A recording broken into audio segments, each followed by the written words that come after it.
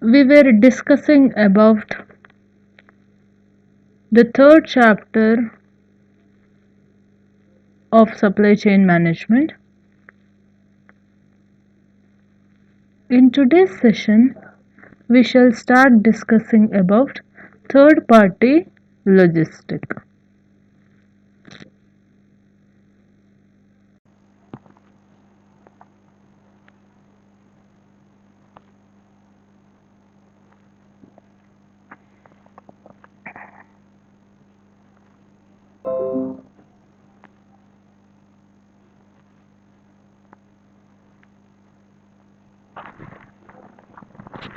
So, speaking about this third party logistic, mm, so this trend of using, a partner, or in terms of supply chain management language or management language, if you have to speak, using a strategic partnership. Now, strategic partnership is something where you do not, get into a contract just because of friendly nature or anything else. Here you're particularly seeing that this kind of partnership would be advantageous for your organization. So when you get into such partnership uh, in integrated logistic, no, that has become a trend now. So it has now become one of the accepted practice in the industry. So such strategic partners, they are called as third party service provider, or this 3PL is short form of third party logistic firms. So these firms, they are always external to the company. So they do not have any interest in the business and are always external to the company, and they normally provide one or more aspects of their entire logistics service. So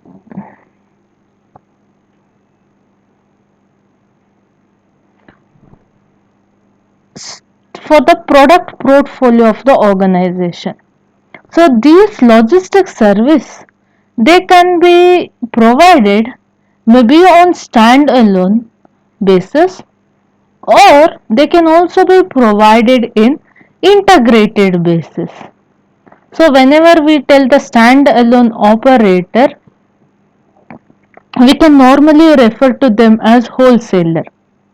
Here wholesaler, what do? They normally extend only one type of service in which they would be having expertise. So it may be any of such services when it comes to third party logistics, such as maybe warehousing, it could be in terms of transportation, it could be in terms of inventory management, it can be in terms of packaging, and so on.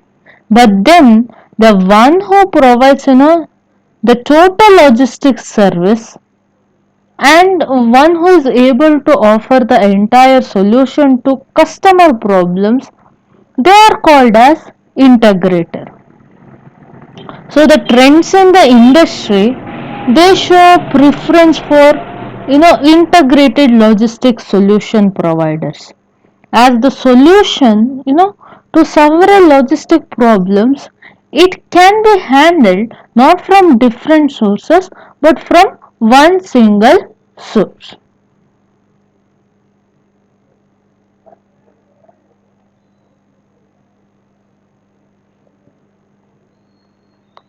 So this third party logistic provider, it can be 3PL sometimes, or sometimes it is also called as TPL. So, here the firm which provides services to its customers of outsourced or third party logistics service for part or all of their supply chain management function. So this third party logistic providers, they typically specialize in integrated operations, or as you can see over the slide, or maybe in the warehousing, or transportation service, packaging, or inventory management. So often these services they go beyond logistics, and they are also included in value added service which are related to the production or procurement of goods. So when we tell this procurement of goods, that means service which integrates parts of the supply chain. Then the provider, if he does all these activities, then he is called as third party supply chain management or third party service provider. So when we tell third party supply chain management provider, it can be short formed into 3PSCM, that is third party service chain management provider, or they can also be called as supply chain management service provider, that is SCM SP.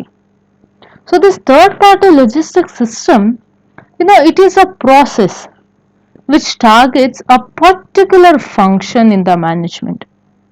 So it may be the any example that we give. So if we have to take the definition, now according to the Council of Supply Chain Management Professionals, this 3PL, it is defined as a firm that provides multiple logistics service for use by customers. Preferably, these services they are integrated or bundled together. So by the provider. So among the services, 3PLs provides transportation, warehousing, cross-docking, inventory management, packaging, and freight forwarding. So this is the definition that has been given by Council of Supply Chain Management. Now that definition is nothing but what we spoke about, the introduction and meaning of this third party logistics.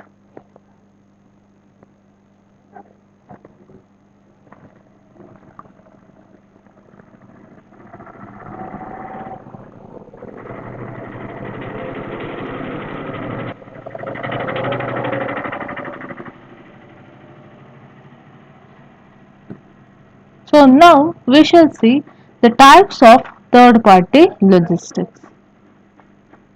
So as we discussed, they include freight forwards, courier companies, and as well as all other companies integrating and offering subcontracted logistics and also transportation services.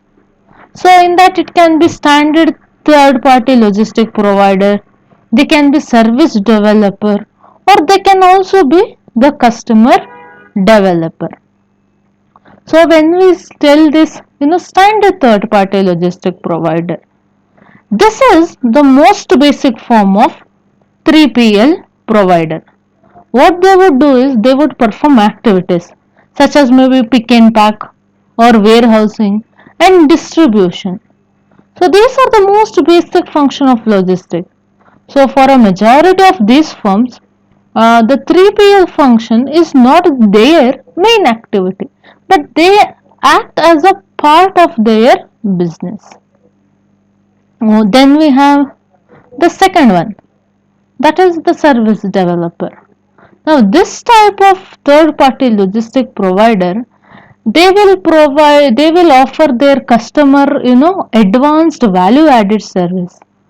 So when we tell this value added service or advanced value added service, it can be tracking and tracing or cross docking or specific packaging or providing a unique security system.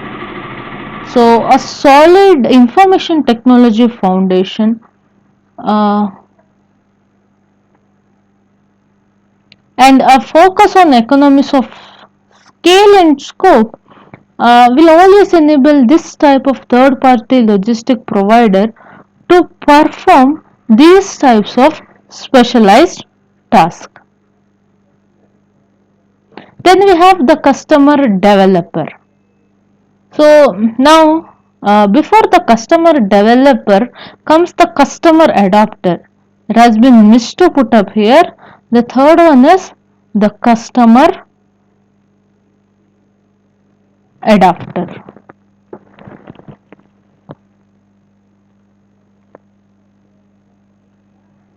Customer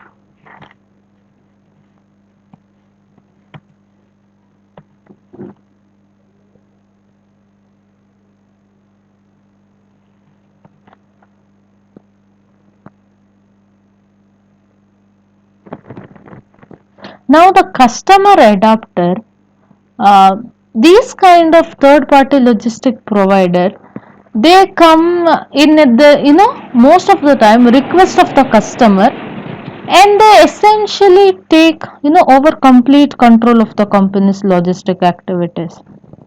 So the third party logistic provider, they improve always this logistic dramatically, but they never do develop any kind of new services. So the customer base for this type of third party logistic provider, they are typically small in size. But the next one, that is the customer developer. Now this is the highest level of a third party logistic which a provider can attain with respect to, maybe in terms of the process that they'll have to do, and also in terms of the activities that they'll have to complete. So this kind of third party logistic which is based on customer development, it occurs when the third party logistic provider, they integrate itself with the customer and takes over their entire logistic function.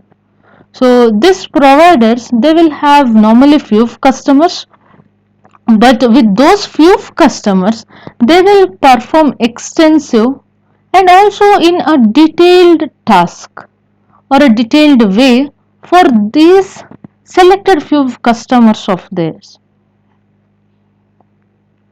So what this third party logistic does is, it initially, it corporates were outsourcing only warehousing and transportation to third party logistic firms, but their confidence levels, it went up and benefits started coming.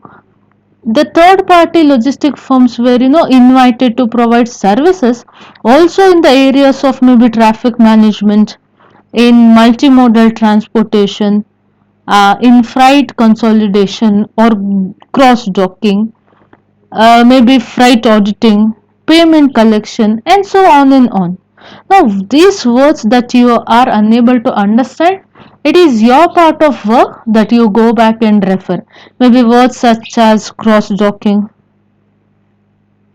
or multimodal transportation. So, you just go back, refer from a source what these words are. So, initially, as we said, it started only with warehousing or transportation. Later on, it extended its area and its scope. So, more and more companies then started, using third-party logistics service, especially as a source of strategic advantage. Here we can refer, maybe the main reason would be the cost, to cut down the cost, or maybe some special kind of skills which are easier from the third parties. Especially they started using this as a source of, strategic advantage, with a view of achieving all their business objective at large. And if you observe, not only cost saving, here there is, cycle time reduction also. Remember the cycles that we studied in chapter 1 we discussed, that cycle we are referring here.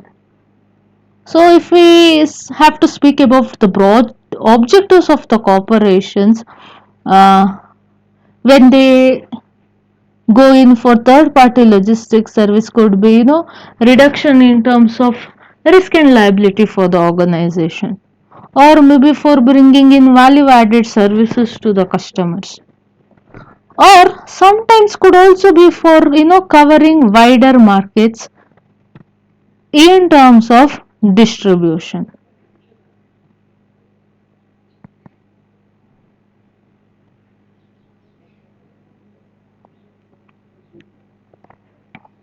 So that is something in brief about third party logistics. So not only third party logistics, now the technology has been developed so much, and there has been so much more development in terms of supply chain management or this value chain management that we speak, that we are already stepping towards this fourth party logistic. It is not even stepping, it is already been established, but maybe it is in the earliest stage of its establishment. Now, with the development in technology, this IT sector or information sector and this particular industry is playing a huge role. It could be in logistics, and also it is present in supply chain management. So the integration of this logistic, which is especially a very difficult exercise, now it is totally dependent on the support of the IT. These third party logistics suppliers, they are providing logistic solutions to their client based on their experience and also on the basis of the knowledge that they have acquired and developed over years in terms of logistic business.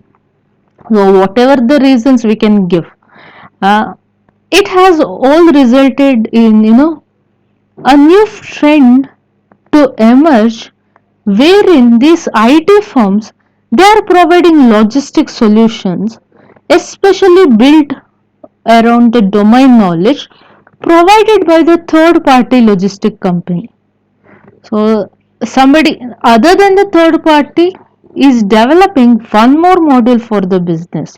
So this new breed of companies is nothing but whom we refer to as fourth party logistic providers, or the 4PL firms what we can speak of. Now speaking about this 4PL or this fourth party logistic, uh,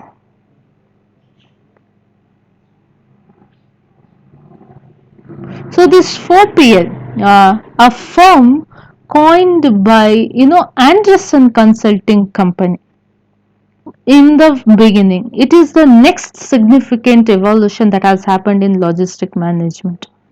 Now this fourth party logistic, it is slowly gaining ground internationally or globally. So now if you have to speak in terms of the first or the first mover, that is Anderson Consultants, what this 4PL or fourth party logistic does is they assemble and manage the resource capabilities and technology of its own organization with those of all the complementary service provider. Thereby, they would be able to deliver a comprehensive supply chain solution. So that is fourth party logistic. You interact with somebody else so that both of you together would be providing solution for somebody other than your partnership. But then if you observe the dividing line that is present between the third party logistic and a fourth party logistic, it is very very thin. So the leading party, third party logistic company, uh, which are present in the United States, they are of the belief that this fourth party logistic is just a hype created by management and IT consultancy firms to appropriate the best part of the logistic business that has been built up by third party logistic company through a relentless effort over the years. So the genesis of this fourth party logistic, It basically lies in forming a collaborative relationship among various logistics service providers based on the information technology being the backbone of it. So a network arrangement of this can be termed as fourth party logistic provided, and normally it tries to fulfill uh, the entire supply chain of the customer, or tries to bring in collaboration between two or more logistics service providers, especially on resource sharing basis, to extend logistics solutions to a common customer. Or it also does brings in alliances to be led by integrator with the IT based and not SS based service provider. Then it also does brings in flexible arrangement.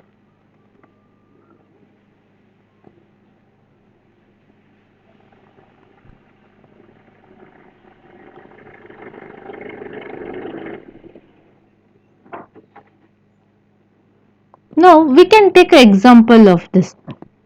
Now if we consider a fourth party logistic company, especially the one that is there in FMCG, or what we call as fast moving consumer goods, and we shall take the Indian manufacturing industry. So in Indian manufacturing operating, um, the one which is operating in India as well as in overseas markets. Now this kind of company, it needs to integrate its entire logistic operation, which is handled by numerous and different kinds of third party logistic firms. And these different kinds of third party logistic firms, they shall be spread over different geographical areas.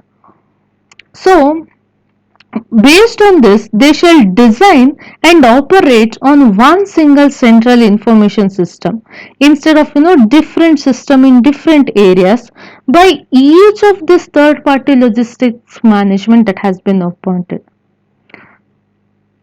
And that is how a fourth party logistic firm, it shall fulfill all the different needs of the clients from a single source, instead of getting into multiple third party logistic alliances to achieve through multiple sources objectives. So if we observe, yes, third party logistic is somewhere you have hired a third person to integrate all your logistic part of your organization. But with the advanced IT, with the development in technology, and also with your market becoming wider and wider, competition becoming more and more, this IT has managed to bring together all the third party logistic provider under one umbrella. So unless like the traditional method that focuses on a reduction in on operation cost and asset transfer, this fourth party logistic, it works in other ways also. First and foremost, it tries to increase the revenue. Yeah. And it goes without telling that it reduces cost. Not only that, if you just observe, it tries to reduce the working capital also, and it even reduces fixed capital. Now, how does it does all these things? You would be able to put it in words. How does it increase revenue? See, increase revenue, you can increase it either by providing more and producing more and more, or by reducing the cost. So here it is definitely in terms of reducing cost. Reducing working capital, yes. When you have IT based, what happens is everybody would be able to look into one source of data. You need not handle it differently, send it to each and everyone. You would be having most probably a cloud based one. So that is how all these things works. So this fourth party logistic, it is an emerging trend, and right now there are very few fourth party logistic firms which is operating across the entire globe. So a complex model of this fourth party logistic, it normally offers greater benefits, maybe in terms of economies of scale. Now one of the example, if we can take, it is the HP or the Hewlett Packard company we can take. They have appointed Circle International as their fourth party logistic partner, especially for the Asia Pacific region. So this circle integration or this CI, or basically here the fourth party logistic of Hewlett Packard, they operate from their central hub located in Singapore, where it buys stocks, HP's inventory requirement in the region. So the network of various warehouse hubs, which is spread across the country in the region, they take care of the distribution. And the local Hewlett Packard office in the country, it draws its inventory requirements by buying from the CI local hub. So HP does not, block its funds in inventory.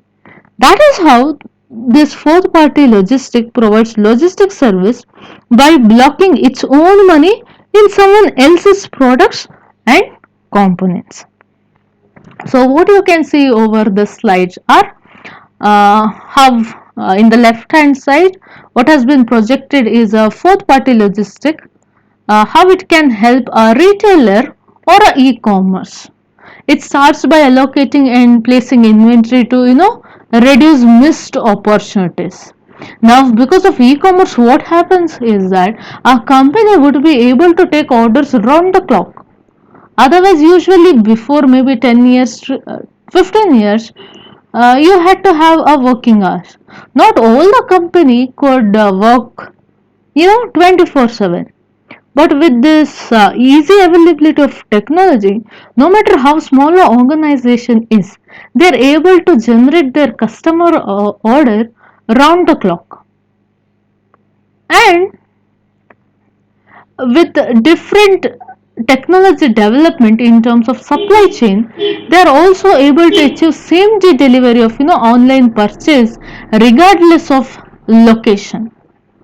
You can see this in terms of uh, large departmental stores. Now within 3 hours of your place order, they would be delivering you with the product. So within the same day, the companies would be able to achieve the replenishment of the entire inventory. And in between discussion, we also spoke about how there is a very thin difference between the third party logistic and the fourth party logistic. So, we shall begin with the first one. The third party logistic, they oftentimes they own warehousing or transportation assets. That is to tell they are based on the logistics. And the 4PL most often non-assist based. That is to tell most of the time they shall be information technology based. Instead of moving the goods, they would be transferring the information. Now, whereas third-party logistic, it focuses on the day-to-day operation. But then fourth-party logistic, it focuses on optimizing the supply chain. Now, third-party logistic, it is one of the 2 points of contact in the supply chain. Whereas the fourth-party logistic, it is the single point of contact for the full supply chain. So this slide what you can see is the logistic service provider. You have first party logistic in the top of the pyramid. You have second party logistic in the second stage of the pyramid. In the heart of the pyramid is the third party logistic, and in the bottom of the pyramid we have fourth party logistic. So the x-axis, it shows the supply chain integration, while the y-axis, it speaks about the service consolidation. So the first party logistic is nothing but the production or the retailer themselves, or could be cargo owner. The second party logistic, here comes the transportation. Maybe the different modes of transportation that is used, or any other asset based provider. Asset based provider could be warehousing, packing, and other things. Then the third party logistic, here the logistic comes. Here it could be forwarder or other logistic organizer. And the fourth party logistic, we have the entire supply chain management. So on the right hand side, you can see how 3PL and 4PL is and how everything is organized. Who are the actors here? What are the services that are being provided here?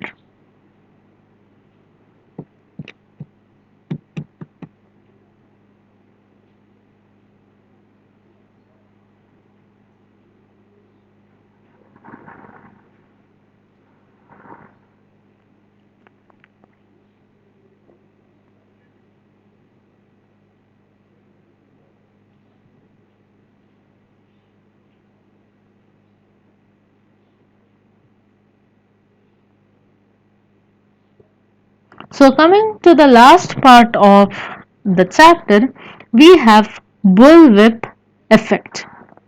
So you might have now before we start with this product, what is a bullwhip?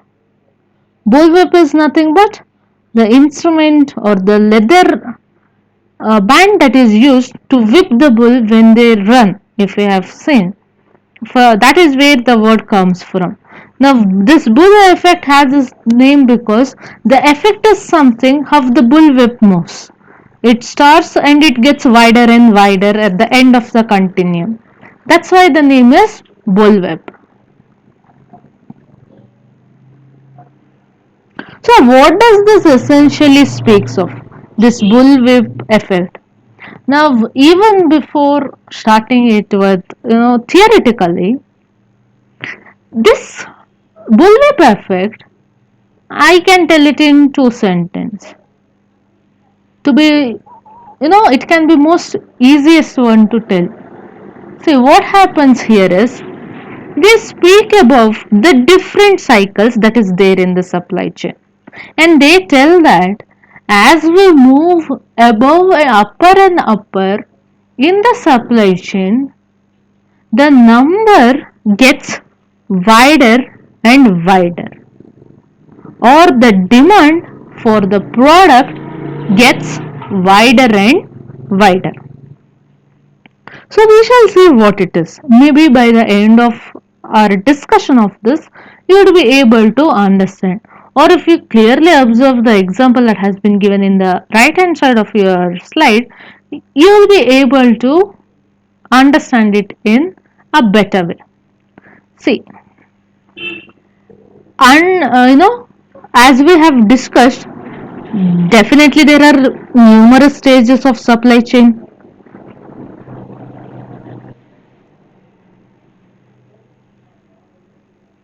Now, there are key factors in supply chain in terms of time that is necessary to replenish each of the cycle.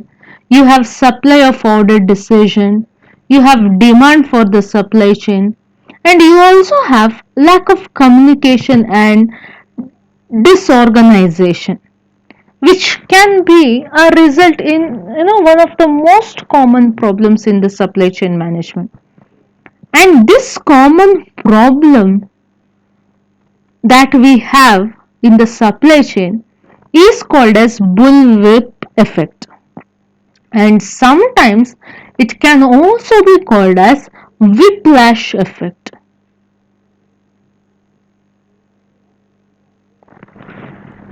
So this bullwhip effect, it is explained as occurrence that has been detected or that has been observed in the supply chain, where the orders that has been sent to the manufacturer and the supplier, it creates huge variances than the sales to the end customer.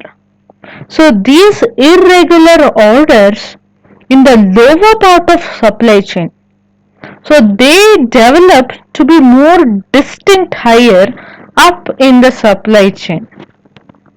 And this variance, it normally interrupts the smoothness of the supply chain process, as each link in the supply chain will over or underestimate the product demand, which results in exaggerated fluctuations.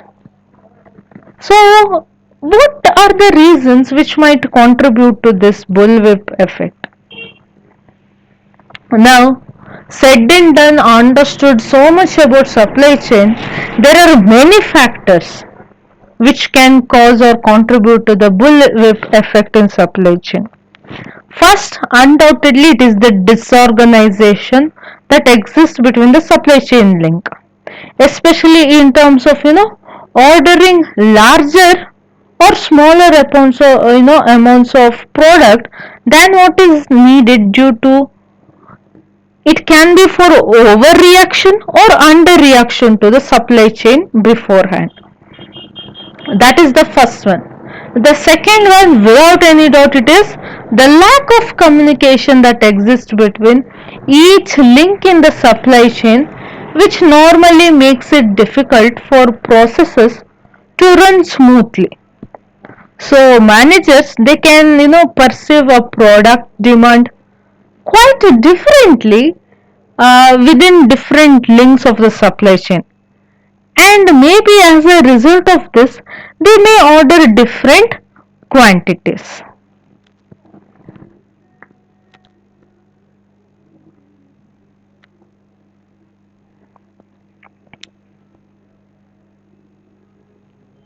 Now then there is this problem of free return policy, uh, that is to tell these customers, they might sometimes intentionally overstate demands due to shortage, and then cancel when the supply becomes adequate again. So without return for it, retailers will continue to exaggerate their needs and cancel orders, which might result in excess material. Then we have order batching. That is to tell, companies, they may not immediately place an order with their supplier. Often, maybe they may be accumulating the demand first. So companies, they may order weekly or even monthly, and this normally creates variability in the demand, as there may, for instance, be a surge in the demand at some stage, which shall be followed by no demand afterwards. Then we have the problem of price variations also. Price variations may not be in terms of the ultimate price. It may be in terms of special discount and other cost charges, which can upset regular buying patterns. So these buyers, they normally want to take advantage on discounts offered, and these discounts, they are normally offered during a short time period. So this can cause uneven production, and also distorted demand information.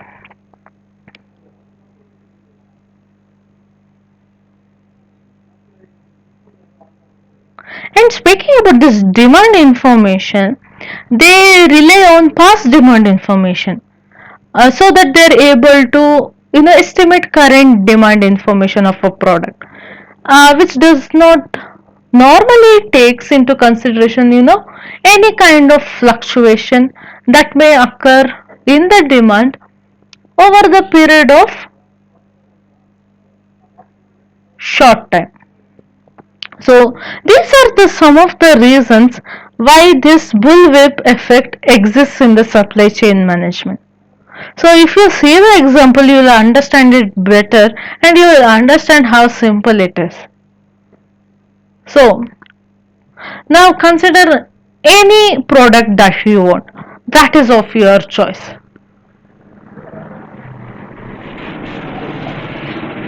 So now let us speak about the demand for the product that we have selected. Now the actual demand for a product and also for its materials, both of this, it starts from the customer of such a product. However, often what happens is the actual demand for a product, it normally gets distorted going down the supply chain. That is to tell, now the product that we have selected. Now let us say that the actual demand from a customer is 8 units. Okay, that has been not mentioned in the picture, but for the customer he might have ordered 8 units. So normally when the customer orders 8 units, what happens? The retailer, he may then order 10 units from the distributor. So then the actual demand, he has increased 2 more units. So there is an extra 2 units are to ensure that they do not run out of the stock. Now after the supplier, uh, we have distributor. So he may order 20 units from the manufacturer, which allows them to buy in bulk. And also, uh, they have enough stock to guarantee the timely shipment of goods to the retailer. Whereas the manufacturer, then he receives the order and then orders from their supplier in bulk, which is ordering 40 units to ensure economies of scale in production, so that the manufacturer is able to meet the demand. So now 40 units have been produced for a demand of 8 units. So the actual demand of the product was 8, but then for this 8 units to be sold, the manufacturer has produced 40 units, ensuring within the each cycle of the supply chain, within the each member of the supply chain, that there shall be no shortage whatsoever may be the reason. So that is nothing but the bullwhip effect that we have. That is me to tell the retailer will have to increase the demand by dropping prices or finding more customers by both marketing and advertising. So although the bullwhip effect is a common problem for supply chain management, understanding the reasons of the bullwhip effect can always help the managers of the companies to find different strategies to alleviate the effect or to come bring down the effect of this. So hopefully now you have a easy understanding of what bullwhip effect is. So the next question is, how can this bullwhip effect be, reduced? Now, one thing stands true that, this bullwhip effect in the supply chain, it can be reduced definitely through shared knowledge. So with suppliers and customers especially. So if members of the supply chain, if they are able to determine those information which is causing the overreactions in the supply chain management, then this effect can definitely be resolved. And now with the development of information technology and also telecommunication, communications and responses times can also be improved using modern technologies.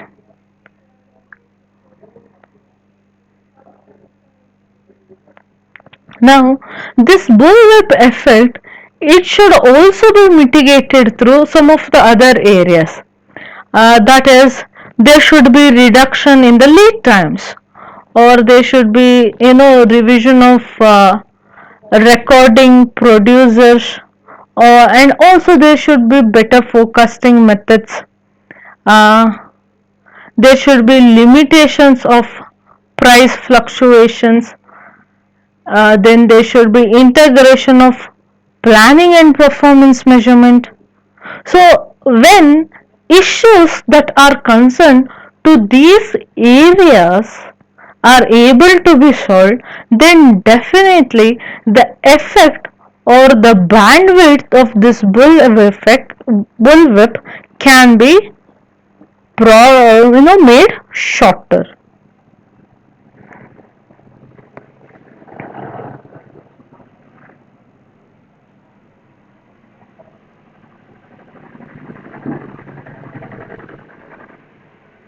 See, what you can see over the slide is the same bullwhip effect, but in terms of order quantity and the stock that are maintaining, how there is a variation in terms of these four members of the supply chain has been explained. See, over the x-axis we have Z, and over the y-axis we have order quantity stock of each of the consumer, retailer, wholesaler and manufacturer. Now if you take the earlier example that we discussed, now all the straight lines, it represents the order quantity, and the dotted ones uh, and the dotted curves, they represent the stock that is there with each consumer, retailer, wholesaler and manufacturing. And how the transfer of order happens. Now this transfer of order tells that first it is born in the consumer, then the transfer of order goes towards the retailer, then it moves towards the wholesaler and finally to the manufacturer. Now here if you see, if you consider consumer, there you have one line of the order quality. Here there are two lines, but each of the line it stands one above the other, so probably you cannot make out the stock here. The consumer order quantity tells that both order and stock are in line, but when it goes to the retailer, there is a little bit difference in terms of the order quantity that has been received and in terms of the stock that they are maintaining. And as the order moves towards the wholesaler, the gap between the stock and the order quantity, it opens up still further. And when it's manufactured, there you have the ultimate gap between the order quantity and the stock that shall be maintained. So what happens is, the more and more the stock is produced and the order is actually less, here we will gain the costs shall be increased in terms of maintaining warehouse. That is one of the thing. So now the question might arise such as, what happens when the bullwhip effect hits the supply chain. Now you saw the bullwhip, actually how there is fluctuations in the demand. Now just as the fluctuation in the demand it ripple throughout the entire supply chain, this bullwhip effect, it can have serious consequence throughout all the aspects of business. Now what happens when there is bullwhip effect in the supply chain?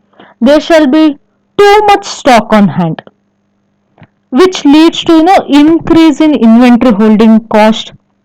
There shall be unfulfilled orders, then the customer service might fall down. There shall be very bad or poor customer service. Undoubtedly there is loss of huge revenue. Then speaking about this demand, there is always misguided demand forecast. Now when the customer had only eight, demand for only 8 products, The manufacturer, on the other hand, he had estimated it to be 40.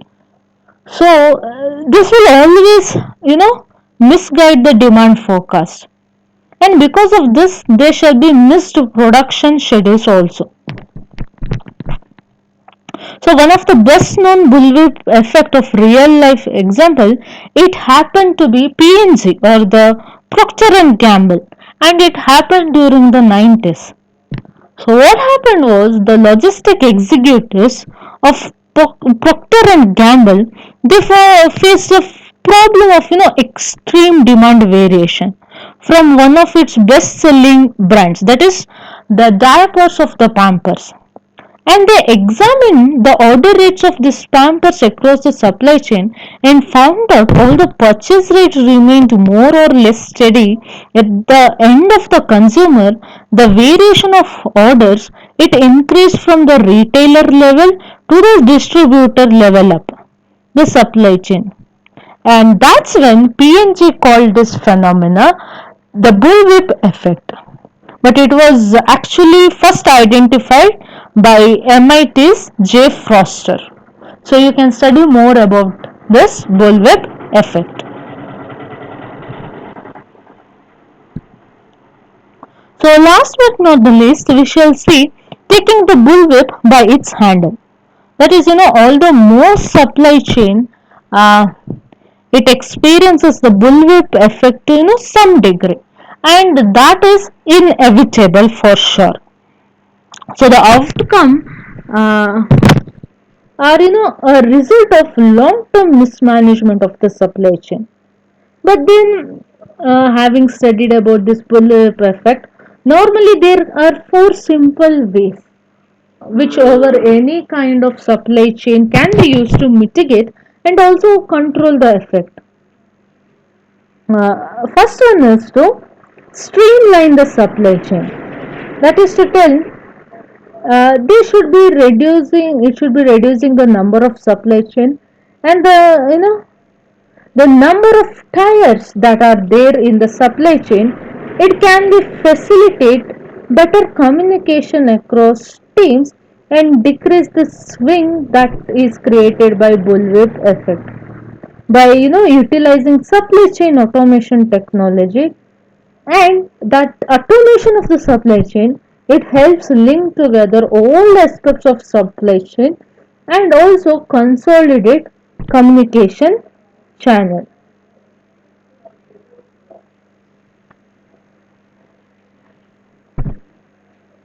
Then the next one is to optimize inventory management. So how can be inventory be optimized this? We should always keep track of stock levels. We should always keep a note of the orders and the demand with the inventory management software. Not manually, but transferring it electronically proves to be better.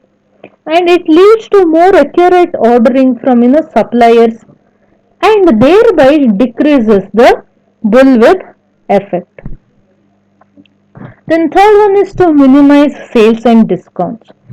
Uh, it can be, you know, done by maintaining a steady price point even during market fluctuations, and this decreases the bullwhip effect by encouraging a regular stream of customer demand.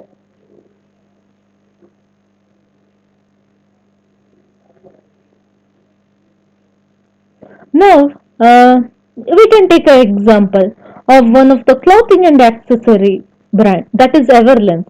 Now, what this company does is that they reduces the bullwhip effect by rarely holding any kind of sales or any kind of giving discounts. Now, instead, they opt to keep the price low year round with the smart direct to consumer models, and it has proved to be effective for that particular company. And the fourth one, without saying, it is to maintain consistent but smaller order sizes. That is to tell, whenever the organization offers bulk discount, it might attract customers. But it is also unnecessarily, it increases inventory levels and thereby magnifies this bullwhip effect and thereby encouraging orders to customer need instead of bulk discounts. It helps mitigate the bullwhip effect. Then we have this that is the no more bull or the future trends in supply chain management. That is to tell, as more businesses around the world they are realizing the impact of bullwhip effect, the decision makers in all those businesses they are looking for better ways so that they are able to improve all the information that are being passed along in the entire supply chain and streamline supply chain management process. Now some of the forward thinking companies they will start developing value pricing and also less expensive products so that they shall be able to mitigate the bullwhip effect and they are able to allay consumers' fears above the economic downturn stoked by these media reports. So the demand forecasting it may become more challenging as demand patterns change and the bullwhip effect continues, which could see businesses using forecasting methods based on future scenario planning rather than historical patterns.